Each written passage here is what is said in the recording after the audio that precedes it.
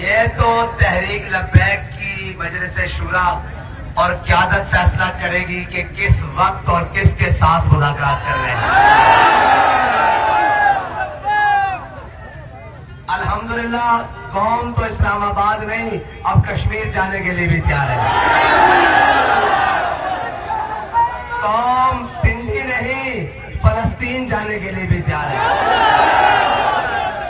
یہ تو انشاءاللہ ہمارے قائدین سب مل کر مشاورت ہوگی کہ کس سے بات کرنی ہے اور کس طرح کرنی ہے اور کیا کرنی ہے۔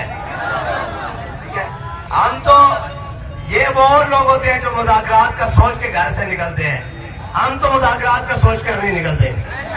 کوئی نکلے مذاکرات کا سوچ کر؟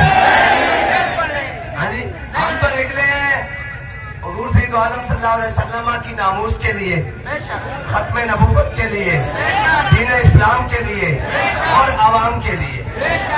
ہمارے ساتھ مذاکرات کی ضرورت تب پیش آئے کہ آپ کو ہمارے مطالبات کا پتہ نہ ہو۔ جو مطالبات ہیں انہیں مان لیں، وہ ساروں پر عمل درآمد کرے، پھر آگے مذاکرات کا بھی سوچا جاتا ہے انشاءاللہ۔ اور گجرا والے آلو لکھا سلام تو